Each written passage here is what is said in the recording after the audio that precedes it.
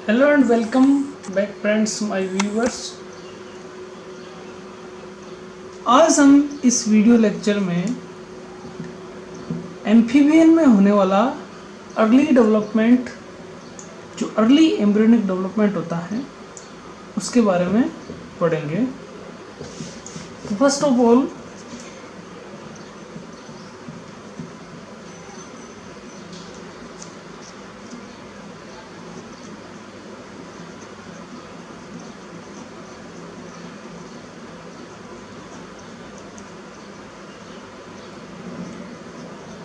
Early development in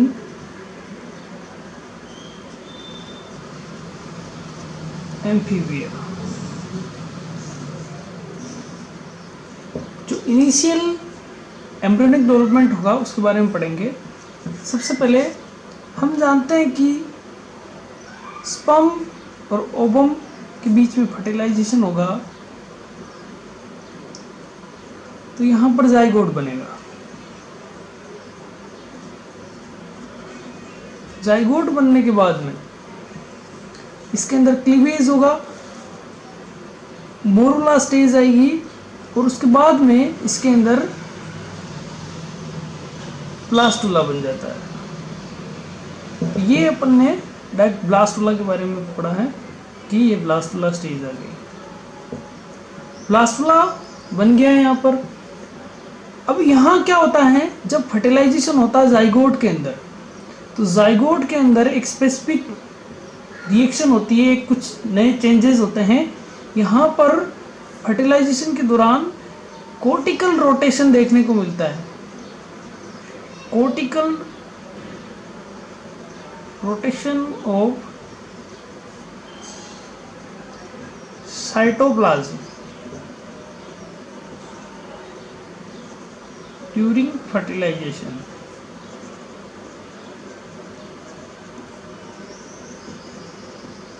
इसका मतलब ये हुआ है कि जाइगोट के अंदर जो कोटेक्स वाला पार्ट है, जो बाहर का जो पेरिफेरल पार्ट है, यहाँ पर ये बाहरी भाग है, इसके अंदर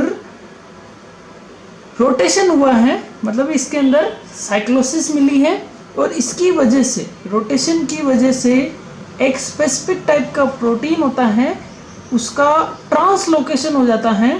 यहाँ देखना, मैं लिख रहा हूँ, translocation of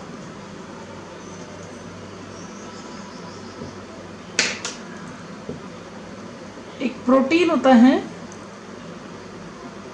disabled protein.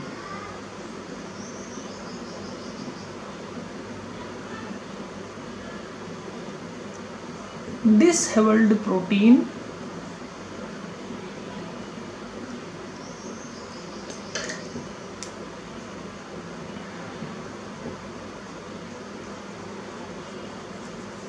towards the dorsal surface या डोर्सल साइड। यहाँ हमें बस इतना याद रखना फिलहाल कि कोर्टिकल रोटेशन के कारण डिसहेबल्ड प्रोटीन जाइगोट के अंदर डोर्सल सरफेस की ओर या डोर्सल साइड की ओर मूव करता है। इसकी वजह से डोर्सल साइड या डोर्सल सरफेस पर फॉर्मेशन ऑफ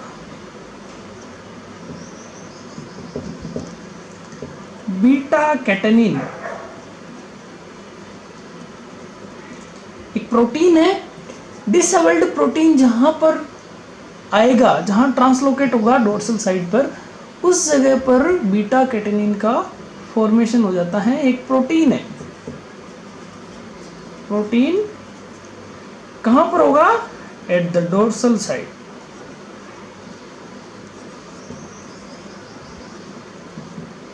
बीटा कैटेनिन का फॉर्मेशन हो चुका है। इसी ब्लास्टुला को देख रहे हैं हम, इसी ब्लास्टुला को देखते हैं। इस ब्लास्टुला के अंदर ये इनर सेल मास है और ये इसका एनिमल पोल है, ऊपर का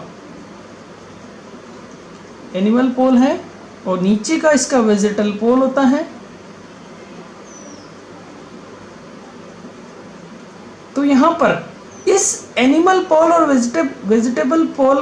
वेजिटल पोल के अंदर, यहाँ पर जो वेजिटल पोल है, यहाँ पर ये यहाँ पर कुछ ऐसी सेल्स हैं जिनके अंदर बीटा कैटेनिन का अमाउंट ज़्यादा है।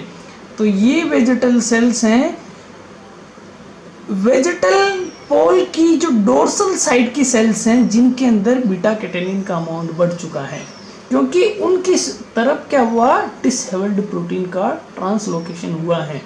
इस वजह से यहाँ पर यह जो ये बीटा कैटेनिन कहाँ पर है, यहाँ पर इस जगह पर ज़्यादा है। वेजिटल पोल की डोर्सल सरफेस की सेल के अंदर बीटा कैटेनिन का अमाउंट ज़्यादा है। इसी वजह से इस बीटा कैटेनिन की अमाउंट ज़्यादा रखने वाली सेल्स को के जो एक ग्रुप है, इस ग्रुप को हम एक स्पेसिफिक नाम दे देंगे यहाँ पर, न्यूकूप सेंटर।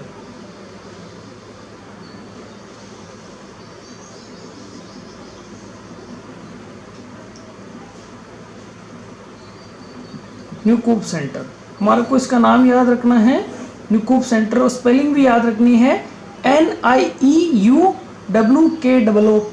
न्यूकूप सेंटर है। तो न्यूकूप सेंटर के स्पेशलिटी क्या है कि न्यूकूप सेंटर के पास में बीटा कैटेनिन का अमाउंट ज़्यादा है, और इसकी पोजीशन क्या है, लोकेशन क्या होगी, dorsal most vegetal cell, dorsal surface जो कि वेजिटल पोल पर हैं, उन सेल्स को हम न्यूकूप सेंटर कहेंगे। यहाँ पर ये न्यूकूप सेंटर है। इस न्यूकूप सेंटर को हम जूम करके पढ़ते हैं कि न्यूकूप सेंटर के अंदर ऐसी क्या स्पेशलिटी होती है। तो देखो, ये न्यूकूप सेंटर की एक सेल ले ली मैंने, है ना, एक छोटा सा पार्ट बनाया उसका। यहाँ पर ये बीटा कैटेनिन है। हम जानते हैं कि न्यूकूप सेंटर की सेल्स के अंदर बीटा कैटेनिन का अमाउंट ज़्यादा होता है। और यहाँ पर एक दूसरा फैक्टर होता है, ये इसको नाम दे दिए हैं TCF3। ये दोनों मिलकर कॉम्प्लेक्स बनाएंगे। ये कॉम्प्लेक्स बना है, यह कॉम्प्लेक्स जो है DNA से जाके किसी एक पर्टिकुलर स्पेसिफिक जीन से जाके जुड़ेंगे, ये कॉम्प्लेक्स, और उस जीन का नाम क्या होगा, कौन से जीन से जाके जुड़ेंगे, CMOS जीन।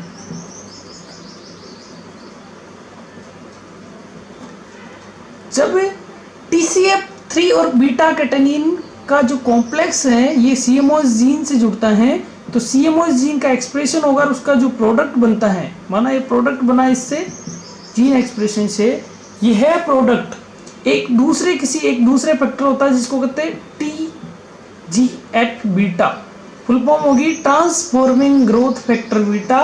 इसके साथ जुड़ेगा यह प्रोडक्ट और इसके साथ कॉम्प्लेक्स बना लेगा। यह कॉम्प्लेक्स एक दूसरे जीन से जाके जुड़ेगा इसी सेल के अंदर। ये मैंने यहाँ रेड कलर में बनाया है, ये कोई दूसरा जीन है। यह कॉम्प्लेक्स इससे जाके बाइंड होगा। इस जीन को हम कहेंगे, यहाँ ये जो जीन है इस जीन को कहते हैं गोसिकोइड जीन।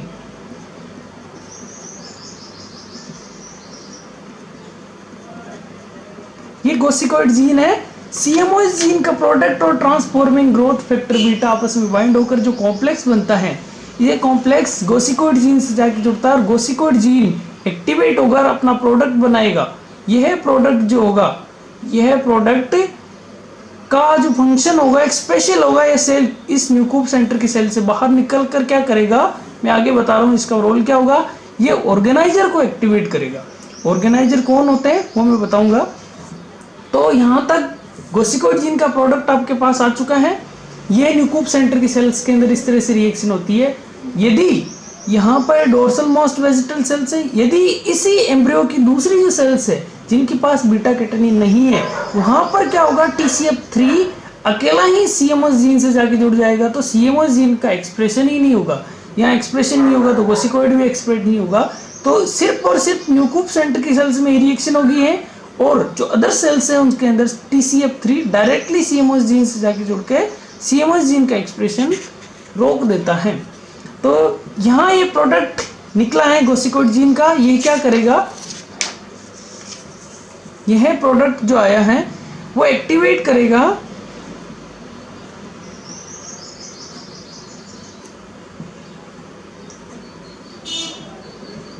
ऑर्गेनाइजर्स।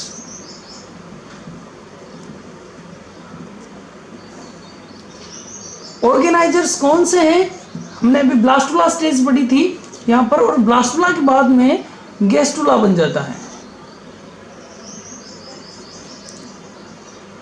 ये गैस्ट्रुला की एक्टोडर्म है, ये उसकी एंडोडर्म है, ये सोमेटिक मेसोडर्म है बाहर वाली, और ये स्प्लैंक्निक mesoderm.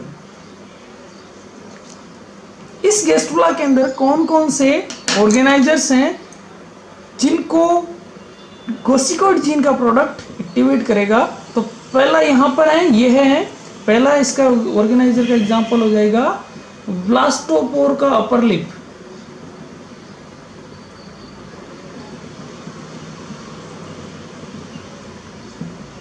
Blastopore upper lip.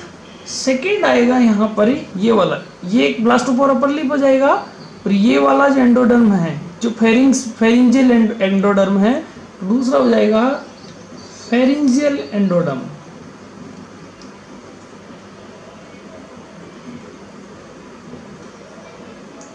Third है मीजोडर्म, या हम कह सकते हैं ये बाहर वाली मीजोडर्म होगी ये वाली, तो इसको कहेंगे डोर्सल मीजोडर्म।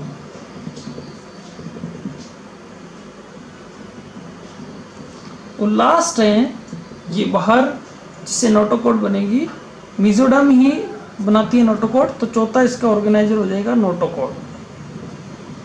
तो 4 ऑर्गेनाइजर्स हैं गैस्ट्रुला स्टेज के अंदर जिनका एक्टिवेशन होगा कोसिकोइड का प्रोडक्ट के द्वारा। तो ये गैस्ट्रुला स्टेज जो ब्लास्टुला से बनी है, ये ऑर्गेनाइजर जब एक्टिवेट हो जाते हैं तो इन ऑर्गेनाइजर्स के द्वारा कुछ स्पेसिफिक टाइप के प्रोटीन का फॉर्मेशन होता है, जिसे मैं नाम बता रहा हूं सिक्रीट। एक पहला प्रोटीन है नोगिन, सेकंड है कोर्डिन, और एक लास्ट है फोलिस्टैटिन।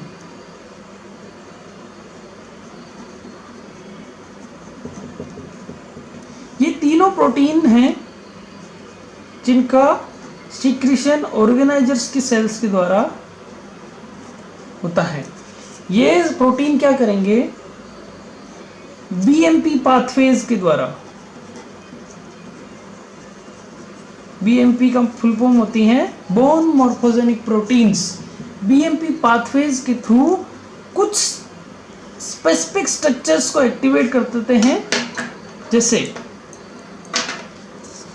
पहला इसका फंक्शन होता है कि जो एम्ब्रियो है उसके अंदर जो मीजोडर्म है, उस मीजोडर्म को वेंट्रलाइज कर देते हैं। तो इसका फंक्शन हो जाएगा, नीचे की सरफेस की ओर ले जाते हैं मीजोडर्म को, वेंट्रलाइज द मीजोडर्म।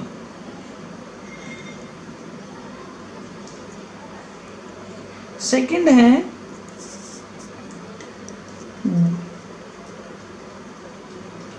Dorsal ectoderm. ये डोर्सल एक्टोडर्म को एक्टिवेट करते हैं for neural tissue. Dorsal ectoderm को एक्टिवेट करेंगे न्यूरल टिश्यूज के फॉर्मेशन के लिए। तो ये इनका फंक्शन होता है नोगिन, कोडिन एंड फोलिस्टैटिन, इन प्रोटीन्स का। अब यहाँ पर ये तो न्यूकूप सेंटर का फंक्शन हो गया है। यहाँ पर जब ब्लास्टुला से जब गैस्ट्रुला बन जाता है, तो इस गैस्ट्रुला स्टेज के अंदर मॉर्फोजेनिक जेनेटिक मूवमेंट देखने को मिली है, तभी यह गैस्ट्रुला बन पाया है। तो एम्फीबिया के अंदर जिस तरह से अर्ली डेवलपमेंट होता है, तो इस अर्ली डेवलपमेंट के दौरान इसके अंदर 3 टाइप की गैस्ट्रुलर मूवमेंट देखी गई हैं। तो पहली मैं बता रहा हूँ, फर्स्ट होता है इसके अंदर जो एक्टोडर्मल सेल्स होती हैं। एक्टोडर्मल सेल्स हैं, उनमें अलग टाइप की मिलती है। मीजोडर्मल सेल्स के अंदर अलग टाइप की मॉर्फोजेनेटिक मूवमेंट मिलती है, और तीसरी इसके अंदर बोटल सेल्स के अंदर अलग टाइप की मॉर्फोजेनेटिक मूवमेंट मिलती है। तो सबसे पहले एक्टोडर्मल सेल्स जो होती हैं वो हम सब जानते हैं कि एम्फीबियन के अंदर एपिबोली पाई जाती हैं। एपिबोली पाई जाती है, इसका मतलब हुआ कि एक्टोडर्म की cells mesoderm and endoderm formative cells के ऊपर स्प्रेड करती हैं। और सेकेंड है मेसोडर्मल सेल्स होती हैं वो इन्वोल्यूशन करती हैं, मतलब एक पर्टिकुलर जगह से स्प्लिट होकर अंदर चली जाती हैं। और बोटल सेल्स होती हैं वह इनवेजिनेशन करती हैं। तो 3 टाइप की मॉर्फोजेनेटिक मूवमेंट इस अकेले एम्फीबियन के अंदर देखी गई है। तो हमारे को एक बात जरूर याद रखनी है कि बीटा कैटेनिन का अमाउंट जिस जगह पर ज़्यादा है वही न्यूक्लियर सेंटर होगा। अब जो पुराने जो एग्जाम्स के अंदर 1-2 क्वेश्चंस आए हुए हैं जो मैं आपके साथ डिस्कस कर रहा हूँ। जैसे एक क्वेश्चन ये है, the group of cells of amphibian blastula capable of inducing the organiser is called. क्या होगा, ऐसा कौन सा ग्रुप ऑफ सेल्स है जो इंड्यूस करता है ऑर्गेनाइजर्स को। तो पहला ऑप्शन एंसन नोड है, सेकंड न्यूक्लियर सेंटर है, डोर्सल ब्लास्टोपोरलिप है, लास्ट है हाइपोब्लास्ट। तो हमें पता है कि न्यूक्लियर सेंटर ही ऑर्गेनाइजर्स को एक्टिवेट करता है। इसके बाद में एक और क्वेश्चन है, in case of Xenopus laevis which cell make up the nucleus center and Spemann organizer. जो स्पिमान ऑर्गेनाइजर वर्ड आया ना यहाँ पर, ये ब्लास्टोपोर का अपर लिप है, यही स्पिमान ऑर्गेनाइजर होगा। इसी को ही ग्रे क्रिसेंट भी कहते हैं। तो ये कह रहा है कि किस किस जर्म लेयर के बने होते हैं। तो न्यूक्लियर सेंटर होता है वह एक्टोडर्म का बना हुआ है, क्योंकि डोर्सल मोस्ट बाहर की ओर है तो वह एक्टोडर्म से बना हुआ है। तो एक्टोडर्म से तो बना हुआ है न्यूक्लियर सेंटर, और ग्रे क्रिसेंट जो आर्केंट्रोन कैविटी का इंटीरियर पोर है, ब्लास्टोपोर है, इस वजह से वह एंडोडर्मल होगा। तो इसका आंसर हो जाएगा कि न्यूक्लियर सेंटर तो एक्टोडर्म से बनता है और एंडोडर्म से ग्रे क्रिसेंट स्पिमान ऑर्गेनाइजर का फॉर्मेशन होता है। एक क्वेश्चन और है, एक क्वेश्चन और आपके सामने, ये 51 वाला, the dorsal most vegetal cells of the amphibian embryo that is capable of inducing the organizer is called as nucleus center। ये हमें पता है, and is marked by the presence of। ये कह रहा है कि न्यूक्लियर सेंटर को आप किस तरह से आइडेंटिफाई करते हो, क्या स्पेशलिटी है उसके पास कोडीन हो सकता है, बीटा कैटेनिन हो सकता है, या गोसिकोइड हो सकता है, या नैनोज हो सकता है। तो हमें पता है कि बीटा कैटेनिन सिर्फ और सिर्फ न्यूक्लियर सेंटर की सेल्स में ही मिलेगा। तो इसका जो आंसर होगा वह बी वाला होगा। Thank you.